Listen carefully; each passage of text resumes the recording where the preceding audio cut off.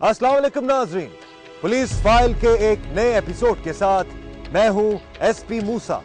आइए नजर डालते हैं आज के एपिसोड पर। आज के पुलिस फाइल में शामिल है दूर करने के लिए घर की उदासी, करती बेटे की शादी, जिंदगी और मौत की जंग लड़ी 6 दिन लगातार, आखिरकार गया जान की बाजी हार। एबटाबाद से आया तनवीर अहमद के कत्ल का केस।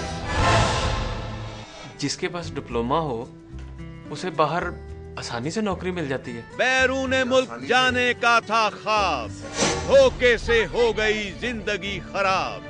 देखिए मेरी कहानी में। कैसी बीवी हो तुम? मुस्तकबिल बनाने का इतना अच्छा मौका मेरे हाथ से निकल गया और तुम शुक्र अदा कर रही हो। खुशियों की तलाश में इंसान क्या कुछ नहीं करता, लेकिन बाज़ औक़ात उसके हिस्से में दुखों और तकलीफों के सिवा कुछ नहीं आता। सूबा खैबर पख्तूनख्वा के मशहूर शहर एबटाबाद से आया हाजी नजीर अहमद के बेटे का केस। खुशियों की तलाश करते करते हाजी नजीर अहमद की झोली गमों से कैसे भर गई, आइए देखते हैं। एबटाबाद सूबा खैबर पख्तूनख्वा का मशहूर शहर है। इसी शहर एबटाबाद में रहता है हाजी नजीर अहमद। हाजी नजीर अहमद ने अपनी सारी जिंदगी मुल्क से बाहर गुजारी, खूब दौलत कमाई और पाकिस्तान आकर एक खूबसूरत कोठी बनाई। हाजी नजीर अहमद अपनी बीवी, 2 बेटों और 3 बेटियों के साथ हंसी खुशी जिंदगी गुजार रहा था। इस खानदान की जिंदगी बहुत अच्छे तरीके से गुजर रही थी कि अचानक हाजी नजीर अहमद का छोटा बेटा फौत हो गया।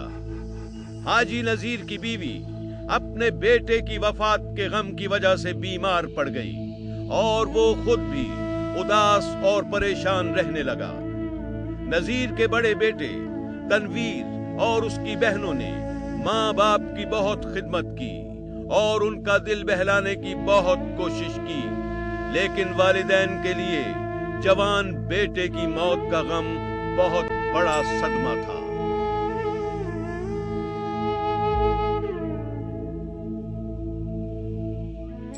हाजी नजीर अहमद के घर में छाई हुई उदासी को देखकर उसके रिश्तेदारों ने उसे अपने बड़े बेटे तनवीर अहमद की शादी करने का मशवरा दिया। नजीर और उसकी बीवी की हालत और उन पर छाई हुई उदासी को देखकर उनके रिश्तेदारों ने मशवरा दिया कि वो अपने बड़े बेटे तनवीर की शादी कर दें। यूं घर में खुशी आने से उनकी उदासी और परेशानी कम हो जाएगी। नजीर अहमद के बच्चों ने भी इस मशवरे की तायीद की। बिलाखिर नजीर और उसकी बीवी अपने बेटे तनवीर की शादी करने पर रजामंद हो गए और इस सिलसिले में लड़की की तलाश शुरू कर दी। बहुत ज़्यादा मतलब पहले भाई के बाद जो है तो बहुत ज़्यादा अम्मी अब्बू का हर वक्त रोना और ये, तो हमने उसका साल हुआ तो हमने कहा कि शादी सी करवा देते हैं। बाहर से हर एक ने कहा कि शादी करवा दो ताकि घर का थोड़ा माहौल चेंज हो जाए। कुछ दिनों बाद नजीर की बीवी ने पेशावर में मुकीम अपने भाई की बेटी लुबना को अपने बेटे तनवीर के लिए पसंद कर लिया। रिश्ता तय होने के बाद शादी के लिए तारीख मुकर्रर कर ली गई। शादी की तारीख मुकर्रर होते ही सारा कुनबा शादी की तैयारियों में लग गया और इस गहमा गहमी ने नजीर और उसकी बीवी के गम को भी भुला दिया और वो दोनों अपने बच्चों के साथ मिलकर शादी की खुशियों में मगन हो गए।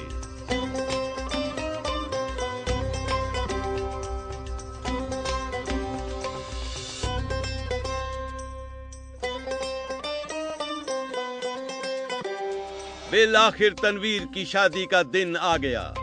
नजीर और उसकी बीवी बहुत चाव से अपने घर की इकलौती बहू लुबना को ब्याह कर अपने घर ले आए।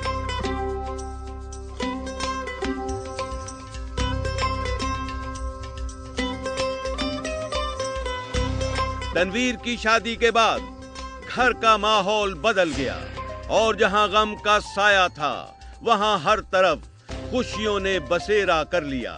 घर के हालात में खुशगवार तब्दीली देखकर तनवीर की मां की सेहत भी बेहतर होने लगी और वो आहिस्ता आहिस्ता अपने छोटे बेटे की मौत का गम भी भूल गई।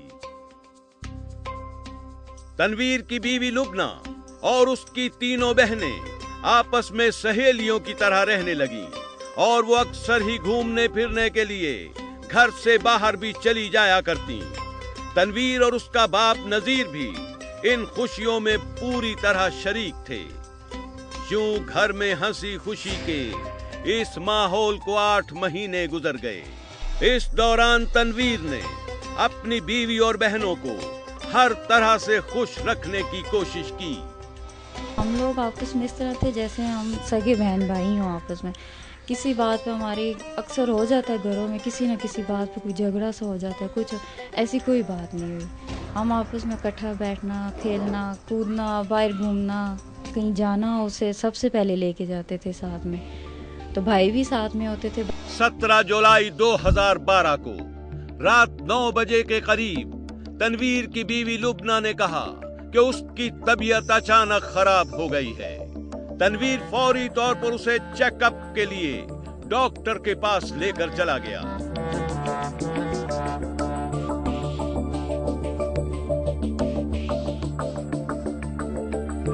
तनवीर और लुबना के घर से जाने के कुछ देर बाद तनवीर का चचाजाद भाई उसके घर आया और उसने नजीर और उसकी बीवी को बताया कि तनवीर पर किसी ने कातिलाना हमला कर दिया है और वो छुरियां लगने से शदीद जख्मी हो गया है।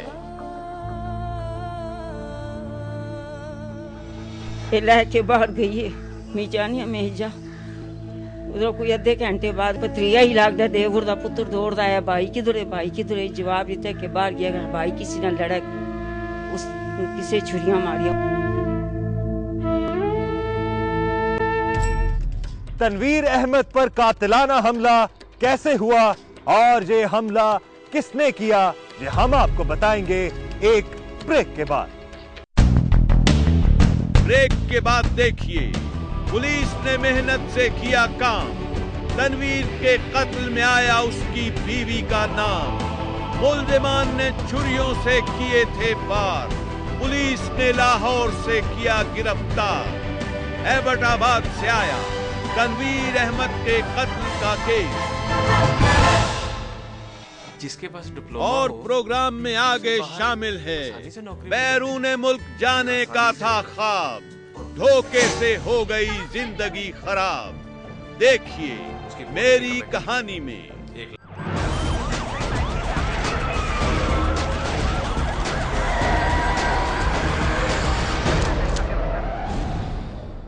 तनवीर अहमद लुबना को लेकर अस्पताल जा रहा था कि रास्ते में घात लगाए 2 अफराद ने उस पर कातिलाना हमला कर दिया। तनवीर अपनी बीवी लुबना को लेकर अस्पताल जा रहा था कि रास्ते में घात लगाए हुए 2 अफराद ने तनवीर पर हमला करते हुए उसे छुरियों के वार से जख्मी कर दिया और खुद मौके से फरार हो गए। लुबना ने अपने शौहर की ये हालत देखी तो उसने फौरी तौर पर पुलिस से राबिता किया और अपने ससुर नजीर को भी इस वाक़े की इत्तला दी। तनवीर को फौरी तौर पर अस्पताल मुंतकिल कर दिया गया। जब वो जख्मी हुआ तो हमें बहू ने इतला की मोबाइल के ऊपर के तनवीर को किसी ने मार दिया है। जब हम मौके पर पहुंचे तो सप्लाई वाली पुलिस और उसकी बहू, मेरी बहू जो है, ये लेकर उसको अस्पताल चले गए थे। तनवीर कुछ दिन अस्पताल में जिंदगी और मौत के दरमियान जंग लड़ता रहा, मगर बिलाखिर वो जख्मों की ताब ना लाते हुए जान की बाजी हार गया। पुलिस पहले ही तनवीर पर कातिलाना हमले के हवाले से तफ्तीश कर रही थी, मगर उसकी मौत के बाद ये तफ्तीश तेज कर दी गई और इसका दायरा कार भी वसी कर दिया गया। 6 दिन अस्पताल में रहे। 6 दिन के बाद वो फोत हो चुका है। उसके बाद तफ्तीश की है पुलिस ने। इस दौरान जब पुलिस वालों ने मकतूल तनवीर के रिश्तेदारों से पूछगिछ की तो ये बात सामने आई कि मकतूल की बीवी लुबना उसे पसंद नहीं करती थी। पुलिस ने जब शक की बुनियाद पर लुबना के मोबाइल फोन का रिकॉर्ड हासिल किया तो उससे हैरत अंगेज इंकशाफात हुए। पुलिस फाइल के मुताबिक मकतूल तनवीर से लुबना की शादी से 2 साल कबल उसका रॉन्ग कॉल के जरिए लाहौर के रिहायशी अब्बास नामी एक शख्स से राबिता हुआ, जो रफ्ता रफ्ता दोस्ती और फिर मोहब्बत में बदल गया। और लुबना की शादी के बाद भी उन लोगों का ये ताल्लुक बरकरार रहा। अब्बास लाहौर से जब लुबना को मिलने के लिए एबटाबाद आता तो उसका एक दोस्त मोहम्मद वहीद उसका मेजबान होता, जो एबटाबाद ही का रिहायशी था। वो दोनों वहीद के घर पर ही मुलाकात किया करते। ये अपनी जमयत का एक मनसब केस था कि मियां बीवी दरमियान झगड़ा था। एक गांव को आके तुलकात बने, उस तुलकात के देश पे ही बंदा मर्डर हुआ।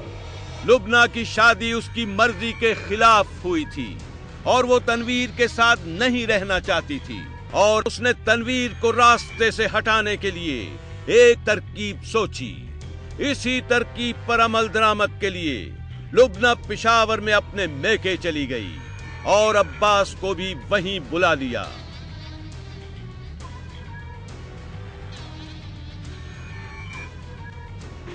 क्या अब्बास लुबना के कहने पर उसे मिलने पेशावर गया? ये हम आपको बताएंगे एक ब्रेक के बाद। ब्रेक के बाद देखिए, पुलिस ने मेहनत से किया काम। तनवीर के कत्ल में आया उसकी बीवी का नाम। मुल्जिमान ने छुरियों से किए थे वार। पुलिस ने लाहौर से किया गिरफ्तार। एबटाबाद से आया तनवीर अहमद के कत्ल का केस। जिसके पास और प्रोग्राम में आगे शामिल है बैरून मुल्क जाने का था ख्वाब, धोखे से हो गई जिंदगी खराब। देखिए मेरी कहानी में।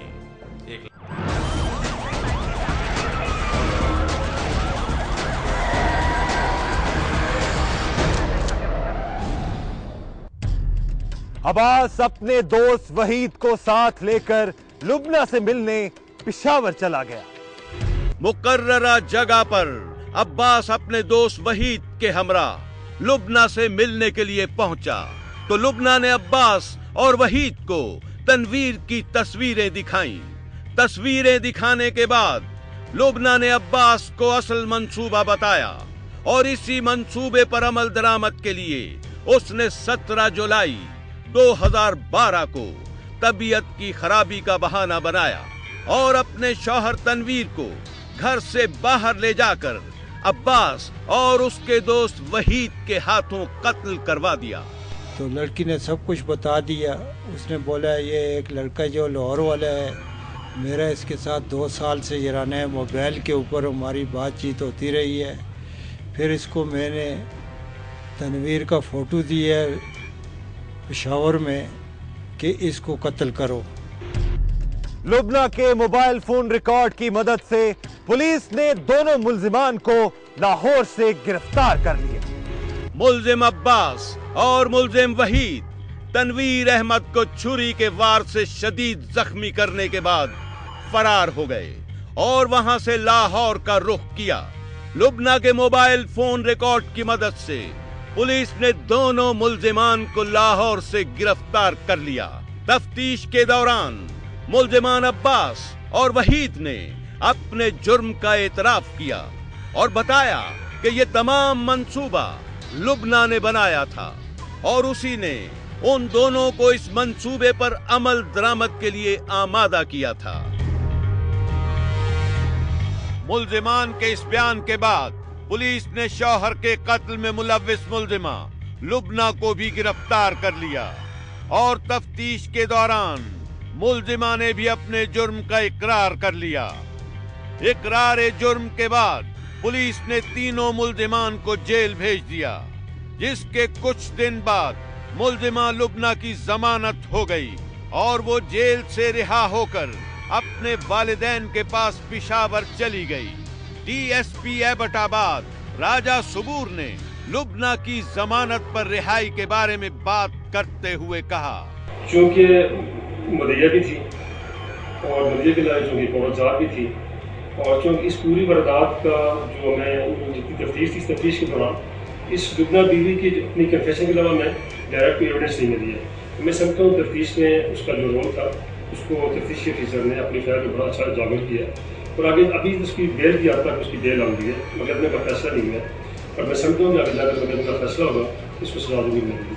मकतूल तनवीर अहमद की बहन ने रोते हुए अपने भाई और उसकी बीवी लुबना के बारे में पुलिस फाइल टीम से बात करते हुए कहा, घर का थोड़ा माहौल चेंज हो जाए तो हमने शादी करवा दी कि थोड़ा माँ बाप को थोड़ा सा मतलब बच्चे होंगे, कुछ होगा, ज़रा उनका भी दिल इधर बहल जाएगा या कुछ। लेकिन इसने तो हमारे साथ बहुत सी बुरा किया। एक भाई था वो भी ले गई हमसे, जिसके सहारे हम लोग जी रहे थे।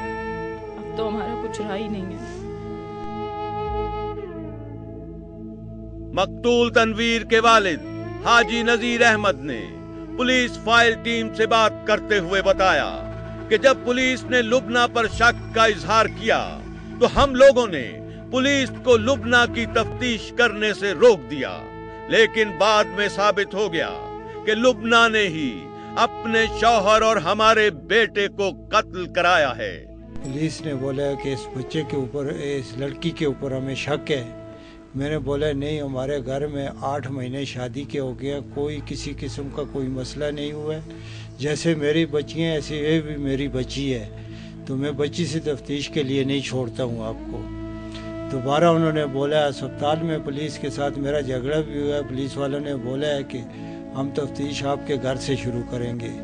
मैं बोला घर में तफ्तीश नहीं होएगी, घर में मेरा किसी के ऊपर शक नहीं है, ये जो बहू है मेरी बच्ची है। उसके बाद तफ्तीश की है, पुलिस ने लड़की को ले गई तो लड़की ने सब कुछ बता दिया।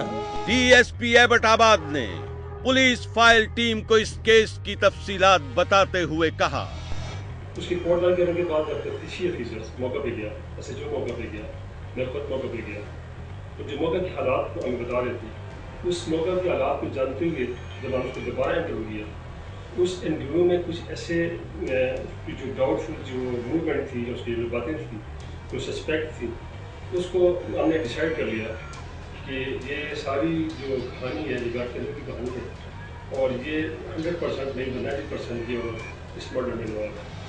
मकतूल तनवीर अहमद की वालिदा ने आला हुक्काम से इंसाफ की अपील करते हुए कहा कि मेरे बेटे के कातिलों को हर हाल में सजा मिलनी चाहिए, इसके अलावा उसे और कुछ नहीं चाहिए।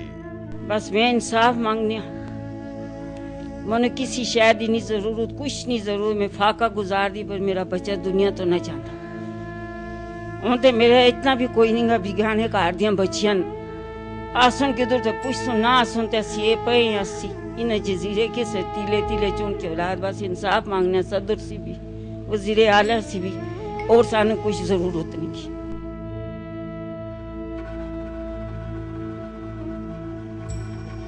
एसपी मूसा अपील करता है डीपीओ एबटाबाद से कि इस केस की शफाफ तफ्तीश करके तनवीर अहमद के कत्ल में मुलव्विस उसकी बीवी और बाकी मुल्जिमान को कड़ी से कड़ी सजा दिलवाई जाए, ताकि आइंदा लुबना जैसी कोई भी औरत अपनी नापसंदीदगी की वजह से किसी मां की गोद उजाड़ने की जुर्रत न कर सके।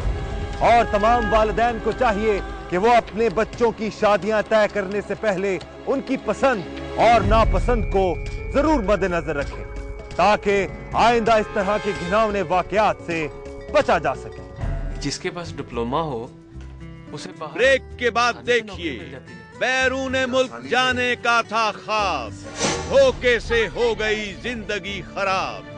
देखिए मेरी कहानी में। कैसी बीवी हो तुम? मुस्तकबिल बनाने का इतना अच्छा मौका मेरे हाथ से निकल गया और तुम शुक्र अदा कर रही हो।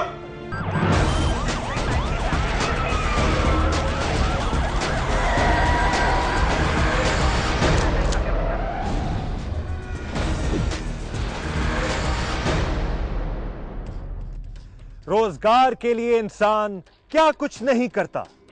जब अपने वतन में रोजगार के मौके कम हो जाएं, तो लोग बैरूने मुल्क रुख करते हैं। मगर कुछ लोग ऐसे बेरोजगारों को मुस्तकबिल के सुहाने ख्वाब दिखाकर ना सिर्फ उन्हें लूट लेते हैं, बल्कि उनसे कुछ ऐसे काम भी करवा लेते हैं जिनसे उन लोगों की जिंदगियां तबाह हो जाती हैं। मेरा नाम इलियास है। मैंने मोटर मैकेनिक का ओपन टैग का कोर्स किया हुआ है। यहाँ जो मेहनत मजदूरी करता था उससे घर की पूरी नहीं पड़ती थी। शादी के बाद अलग तो हो गया, मगर मकान का किराया, बिल और फिर बच्चों की तालीम के अखराजात पूरे ही नहीं होते थे। नतीजा, घर से सुकून चला गया।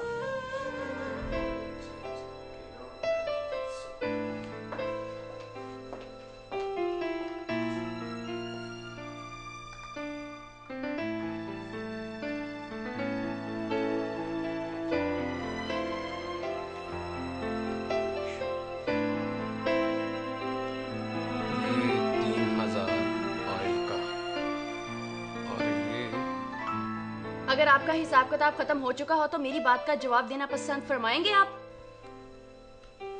देखो, मैंने पहले ही जो कर्जा तुम्हारे भाई की शादी पे लिया था वो अभी तक नहीं उतरा, और अब ये कजन की शादी आ गई है। शादी ब्याह तो होने ही है। अब हमारे हालात ना बदलें तो क्या करें? फहद, तुम कैसी बीवी हो? तुम्हें पता भी है कि मैं किस तरह मजदूरी करता हूँ। अपनी वर्कशॉप होती तो बात कुछ और थी, लेकिन तो किसने कहा था बहन की शादी के लिए 1 लाख रुपया दो? जो जमा किया था उससे वर्कशॉप बन जानी थी। बहन को एक बार दे क्या दिया? तुम्हारे तो ताने नहीं खत्म हो रहे। आखिर शरीका क्या है तुम्हारा उसके साथ? शरीका हो मेरी जूती का। इस जुबान के अलावा तुम्हारे माँ बाप ने तुम्हें कुछ और भी दिया या नहीं? जो दिया था वो तो तुमने बेच के खत्म कर दिया। बकवास बंद करो और दबा दो यहाँ से। चलो जाओ। साले की शादी, साली की शादी, कजन की शादी, शादी ही नहीं खत्म हो रही यहाँ पे।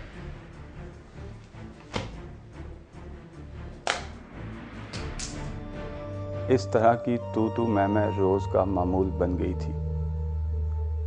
जिस घर में भूख हो और ख्वाहिशात पूरी ना होती हों, वहाँ लड़ाई झगड़े तो होते रहते हैं। एक दिन दुकान पर एक आदमी गाड़ी ठीक करवाने आया। बातों बातों में उसने बताया कि वो लोगों को दुबई भिजवाता है। उसकी बहुत बड़ी एजेंसी है। मेरा इंटरेस्ट देखकर वो जाते हुए अपना कार्ड दे गया। कुछ दिन बाद उसका फोन आया। उसकी गाड़ी खराब हो गई थी। जमशेद साहब, कुछ भी हो, मसला तो हल करना ही पड़ेगा। तो बात ये सर, ये आपकी गाड़ी की चाबी। क्या मसला था? मसला तो कोई नहीं था जी, बस करंट वाली तार उतरी हुई थी। अच्छा, तुम 1 मिनट रुको, मैं जरा इनको फारग कर लूं। ठीक है जी। तो जी जमशेद साहब, आप क्या कह रहे थे? जी साहब, मैं कह रहा था कि बड़ी मुश्किल से 1 लाख रुपए इकट्ठे किए हैं जी मैंने। कोई बात नहीं, बाकी पैसे दुबई जाकर दे देना। वो टेस्ट का क्या होगा जी? कोई मसला नहीं है यार, जिन्होंने टेस्ट लेना है वो अपने ही बंदे हैं। मैं फिर कब हाजिर हो जाऊं जी? तुम ऐसा करो कि परसों आ जाना। बहुत बहुत शुक्रिया जी। भाई, तुम क्यों खड़े हो? बैठो। जी शुक्रिया जी साहब। अच्छा लड़का है, पैसों का क्या है, दुबई जाकर दे ही देगा। और वैसे भी आजकल मेरे पास मोटर मैकेनिकों को दुबई भेजने का ठेका है। बेचारे की बैड लक देखो कि अगर इसके पास डिप्लोमा होता तो अब तक दुबई चला गया होता। मजीद साहब, जिसके पास डिप्लोमा हो उसे बाहर आसानी से नौकरी मिल जाती है। बड़ी आसानी से।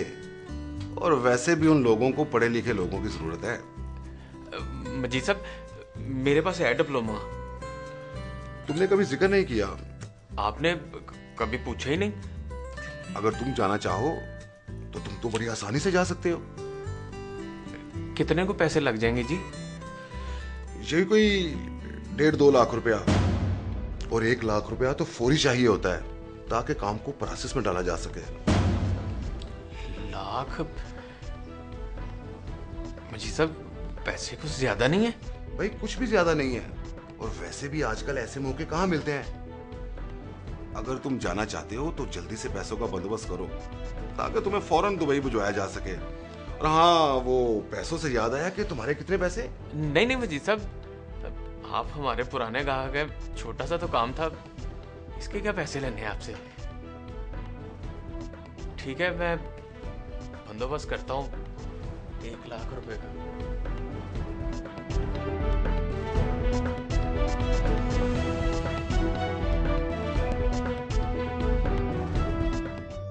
मुझे उसकी ऑफर अच्छी लगी। उसकी बात ठीक थी। ऐसे मौके जिंदगी में कहाँ रोज रोज मिलते हैं। मेरे पास कोई असासा नहीं था। मैंने दोस्तों से उधार मांगना शुरू किया। 1 हफ्ते में बड़ी मुश्किल से सिर्फ 50,000 रुपये इकट्ठे कर पाया। अब मसला था तो बाकी पैसों का, मगर उसका भी मेरे पास एक हल था। लेकिन कहाँ से लाए मेरा भाई इतने पैसे? उसकी बोली की कमेटी निकली है 1 लाख की। 50,000 मुझे दे देगा तो मेरा काम हो जाएगा। मगर वो पैसे नबीला की शादी के लिए रखे हैं। नबीला की शादी होगी तो वापस कर देंगे। उधार मांग रहा हूँ मैं, कौन से ऐसे ही मांग रहा हूँ। लेकिन अगर उसने पैसे ना दिए तो? ना दिए तो तुम भी वहीं रहना, बच्चों को मैं खुद ही संभाल लूंगा। ये तुम क्या कह रहे हो? तुम्हारा दिमाग खराब तो नहीं हो गया? सही कह रहा हूँ। पैसे लाओगी तो आ जाना, वरना वहीं रहना।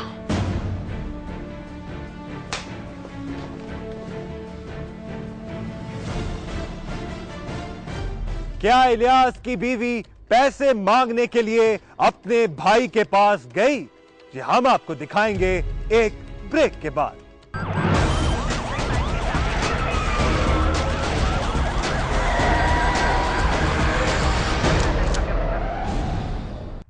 क्या इलियास की बीवी अपने भाई से पैसे लाने में कामयाब हुई? और क्या इलियास बिरूने मुल्क गया? आइए देखते हैं। इफ़त रोती पीटती अपने घर चली गई। मेरा तीर ठीक निशाने पर बैठा था। उसके भाई ने उसे पैसे दे दिए। मेरे पास अब 1 लाख रुपया इकट्ठा हो गया था। मैं पैसे लेकर मजीद के पास चला गया ताकि जितनी जल्दी हो सके वो मेरे जाने का बंदोबस्त करना शुरू करे। मगर मैंने बड़ी कोशिश की, फिर भी 1 दिन लेट हो ही गया। 1 घंटे का लेट भी बहुत लेट होता है। अब क्या होगा मजीद साहब? मुझे कुछ दिन दो, मैं चेक करता हूँ कि क्या हो सकता है। कुछ करें जनाब, मैंने बड़ी मुश्किल से पैसे इकट्ठे किए हैं। मैं आपकी परेशानी को समझता हूँ इलियास भाई। जैसे ही किसी और कंपनी की डिमांड आएगी मैं सबसे पहले आपको भिजवाऊंगा। अब डिमांड कब आएगी? क्या पता आज ही आ जाए। ठीक है, लेकिन कोशिश करें जितनी जल्दी हो सके मैं चला जाऊंगा। तुम फिक्र ना करो, मैं कोशिश करूंगा कि तुम जल्द से जल्द चले जाओ।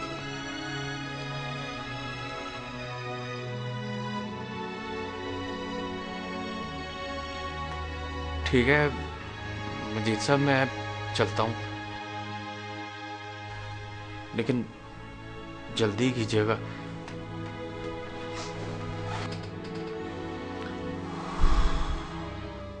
मुझे अचानक अपनी मंजिल दूर होती लगी और उसकी वजह मुझे अपनी बीवी ही लगती थी। उसने घर में जिस तरह रोना पीटना डाला हुआ था उसका यही नतीजा हो सकता था। मजीद के इनकार के बाद मैं काफ़ी दिल बर्दाश्ता हो गया था और सोचने लगा कि अब पता नहीं ये मौका फिर मिलेगा या नहीं। अगले दिन मैं काम पर जाने लगा तो किस दिन की फ्लाइट है आपकी? क्या मतलब? मैंने कहा किस दिन जा रहे हैं आप? जो मौका मिला था हाथ से निकल गया। मेरी जगह कोई और चला गया। चलो शुक्र है, अब तो मेरे भाई के पैसे वापस कर दोगे ना? कैसी बीवी हो तुम? मुस्तकबिल बनाने का इतना अच्छा मौका मेरे हाथ से निकल गया और तुम शुक्र अदा कर रही हो? चली जाओ, दबा दो वरना मेरा हाथ उठ जाएगा। की बच्ची। उस दिन मैंने बाद में सोचा कि मैंने शायद अच्छा नहीं किया। शायद ये इफ़्फ़त और उसके ख़ानदान की बदुआएं थीं जो मेरा पीछा कर रही थीं। लेकिन मुझे क्या पता था कि बदकिस्मती मेरा पीछा कर रही है और मुझे ट्रैप किया जा रहा है।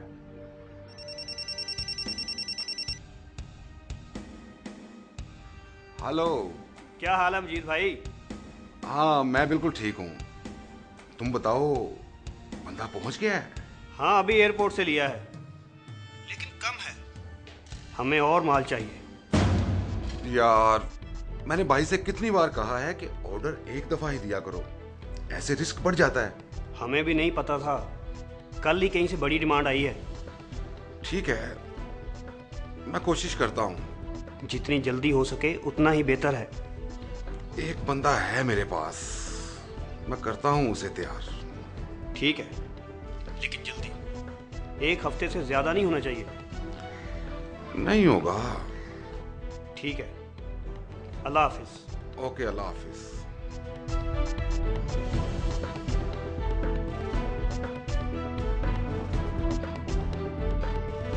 मुझे नहीं पता था कि मेरे साथ क्या होने वाला है। चंद रोज बाद ही मजीद की कॉल आ गई। उसने मुझसे कहा कि मैं तमाम पैसे उसे दे दूं ताकि वो मेरे जाने का बंदोबस्त करना शुरू करे। उसके पास दुबई से एक अच्छी ऑफर आ गई थी। मैंने उसे पैसे दिए, उसने मेरा पासपोर्ट बनवाया और वीज़ा लगवा दिया। जिस दिन मैंने जाना था उससे एक दिन पहले रात को उसने मुझे सामान समेत अपने पास बुला लिया ताकि सुबह एयरपोर्ट जाने में कहीं देर ना हो जाए।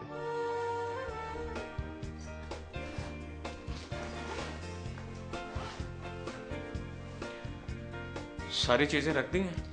हाँ सारी चीजें रख दी हैं। वो एक बात कहूँ? कहो। वहाँ जाते ही मेरे भाई के पैसे भिजवा देना, वो नबीला की शादी है ना। तुम फिक्र मत करो, सबसे पहले यही काम करूंगा। सुनो। कहो। अपना ख्याल रखना। तुम भी।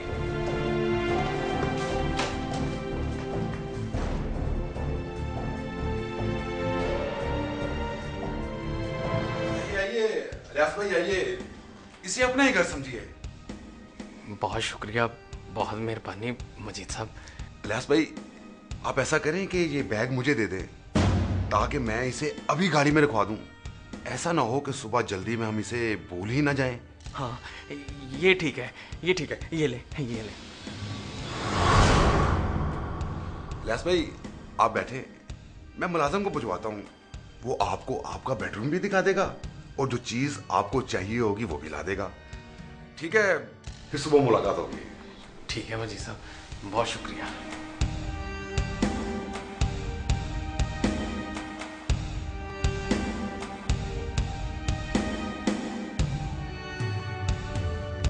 वो मुझसे मेरा सामान लेकर चला गया।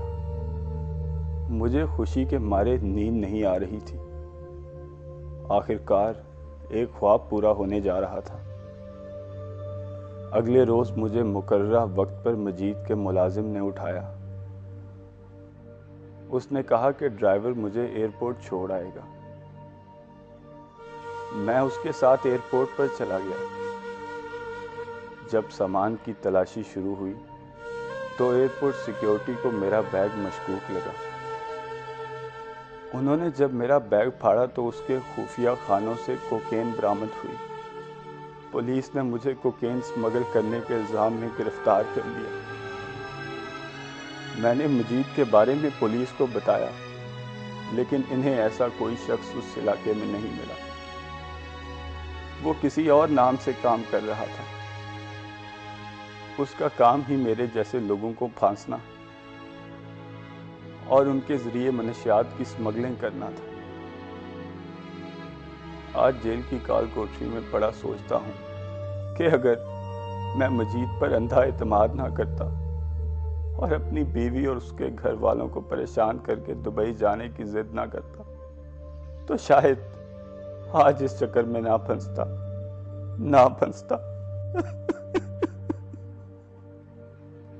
इलियास जैसे न जाने कितने ही लोग ऐसे जराइम पेशा अफराद के हत्थे चढ़ जाते हैं जो बिरूने मुल्क भिजवाने का झांसा देकर या तो उन्हें स्मगलिंग में फंसा देते हैं या फिर उनका रुपया पैसा हथिया लेते हैं।